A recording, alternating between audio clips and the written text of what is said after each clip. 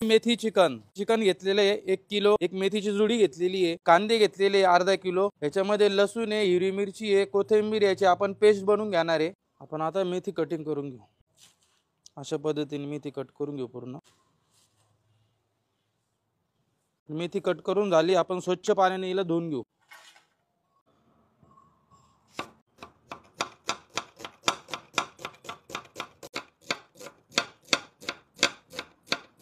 आपले कांदे कट करून झाले, बघू शकता अशा पद्धतीने कांदे कट करायला लागतात। आपण आता त्याला काढून घेऊ।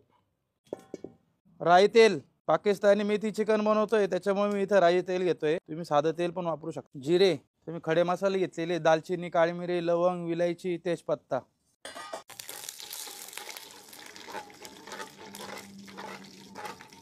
चॉप केलेला कांदा आपण फ्राय करून घेऊ व्यवस्थित। जास्त पण फ्राय नाही करायचं, हलका ब्राऊन होतो आपण फ्राय करू।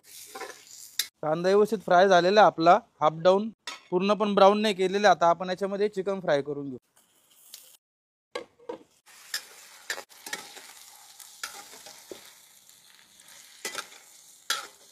चवीनुसार मीठ,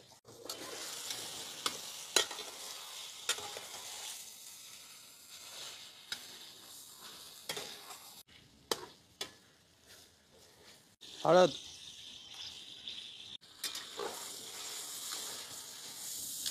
आपण आता याच्यामध्ये पाणी घालून घेऊ बॉईल होण्यासाठी चिकन। आपण हे चिकन पूर्ण बॉईल नाही करायचं, हे 70 ते 80% आपण याला एक फक्त उकळी येऊन घेऊ, त्याच्यानंतर पुढची प्रोसिजर करू।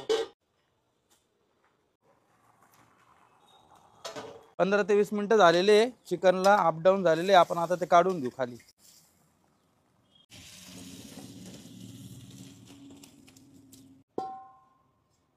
तो तेल, तर आपण बॉईल केलेलं चिकन फ्राय करून घेऊ।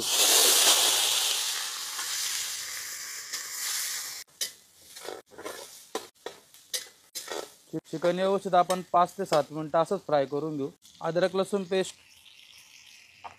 कोथिंबीर, हिरवी मिरची, लसूण पेस्ट व्यवस्थित मिक्स करून घेऊ आपण।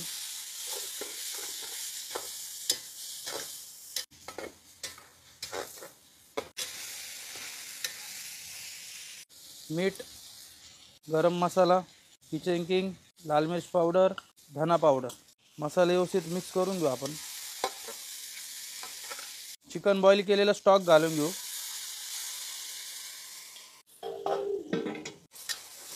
व्यवस्थित मिक्स करून घेऊ पूर्ण स्टॉक। आता आपण याच्यामध्ये मेथी घालून घेऊ, कटिंग केलेली, स्वच्छ पाण्याने धुतलेली।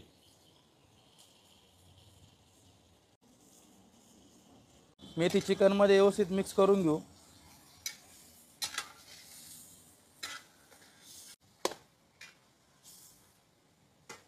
मिक्स झालेली आपली मेथीचा कडूपणा असतो, त्यासाठी आपण इथं त्याच्यात दही घालून घेऊ थोडंसं, जेणेकरून त्याचा कडूपणा निघून जाईल। व्यवस्थित मिक्स करून घेऊ, परतून घेऊ व्यवस्थित आपण, थोडंसं तेल सुटोस तर त्याला। चांगलं तेल सोडलेलं आहे मस्त। आता आपण त्याच्यामध्ये अजून काही स्टॉक घालून घेऊ, व्यवस्थित मिक्स करून घेऊ। 15 मिनिटं आपण असंच वाफेवर शिजून घेऊ। 10 ते 15 मिनिटं झालेले आपल्याला, बघू शकता ग्रेव्ही मस्त शिजलेली पण आहे, तेल पण सोडलेले आहे। आपला आता पाकिस्तानी स्टाईलचं मेथी चिकन रेडी। आपण आता सर्व करून घेऊ। मेथी पण व्यवस्थित शिजलेली आहे।